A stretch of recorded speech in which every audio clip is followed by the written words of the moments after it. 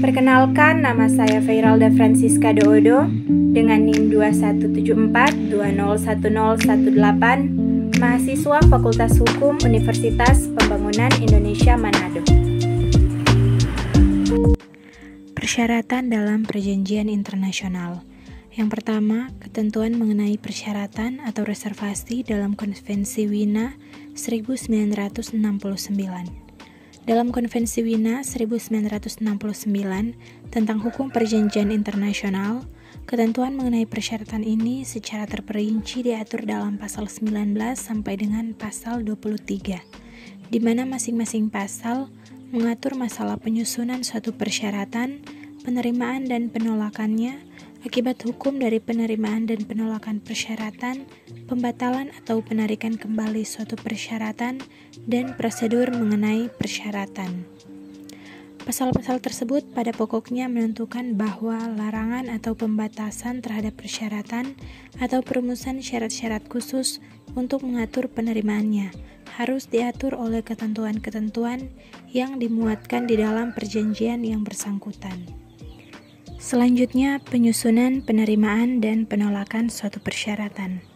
Menurut ketentuan pasal 19 Konvensi Wina 1969, negara berhak mengemukakan persyaratan pada saat penandatanganan, penyerahan instrumen ratifikasi, menerima suatu perjanjian, menyatakan turut serta, kecuali apabila perjanjian itu melarang untuk mengadakan persyaratan atau perjanjian tersebut menyebutkan bahwa hanya persyaratan khusus yang diperbolehkan, sedangkan persyaratan lain tidak diperkenankan, atau persyaratan itu bertentangan dengan maksud dan tujuan dari perjanjian itu sendiri. Selanjutnya, penarikan dan prosedur persyaratan. Tentang penarikan terhadap suatu persyaratan dapat dilakukan setiap waktu, dan dalam hal ini persetujuan suatu negara telah menerima persyaratan itu tidak diwajibkan. Ketentuan yang demikian itu berlaku pula bagi penolakan terhadap persyaratan. Penarikan diri terhadap persyaratan mulai berlaku dalam hubungannya dengan negara peserta yang lain apabila pemberitahuan tentang hal itu telah diterima oleh negara yang bersangkutan.